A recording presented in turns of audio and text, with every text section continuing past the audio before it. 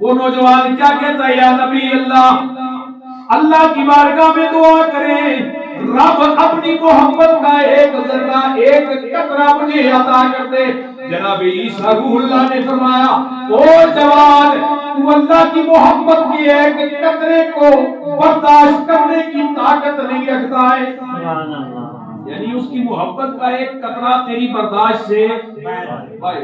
وہ عرض کرتا ہے یا نبی اللہ دعا کیجئے اللہ اپنی محبت کا آدھا ذرہ آدھا قطرہ مجھے عطا کر دے۔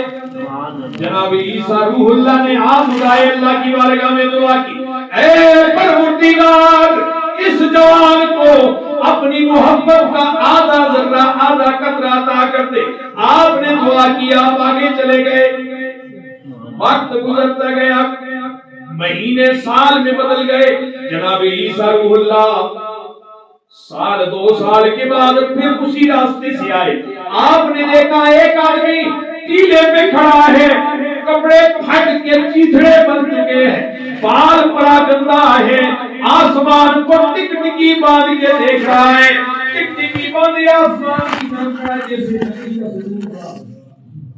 کپڑے پھٹ گئے، وہی چیتھڑے بن گئے، اوپر مٹی پڑ گئی، گرد پڑ گئی، اس کے بعد جو ہے وہ بالکل بکھرے ہوئے ہیں، گردان ہوئے ہیں، مٹی کا بت بنا کھڑا ہے۔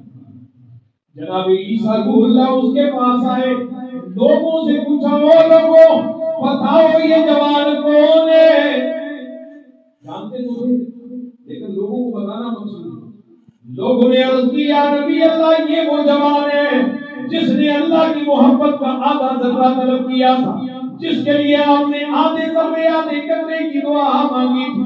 جب سے دعا مانگی تب سے اس ٹیلے پہ کھڑا ہے، اللہ کی محبت میں وابستگی کے ساتھ ٹکٹکی باندھے آسمان کو دیکھ رہا ہے، نہ کھانے پینے کی فکر ہے، نہ سونے جاگنے کی فکر ہے، نہ سردی گرمی کا اسے کوئی غم ہے، نہ دھوپ بارش کی اسے کوئی پرواہ ہے، بس ٹکٹکی باندھے آسمان کو دیکھے جا رہا ہے۔ وہ وقت اور آج کا وقت اتنا طویل عرصہ گزر گیا، ادھر ہی کھڑا ہے، ادھر ہی۔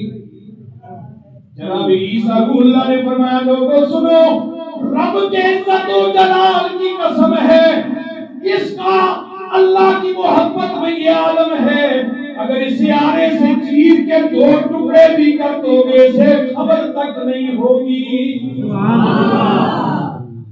آنے سے چیر کے دو ٹکڑے بھی کر دو گے نا، یہ رب کی محبت میں ایسا گم ہو گیا ہے کہ اس کو پتہ ہی نہیں چلے گا کہ مجھے کسی نے کاٹ کے دو ٹکڑے کر دیے۔ بات سمجھ آئی نہیں؟ میاں صاحب نے تو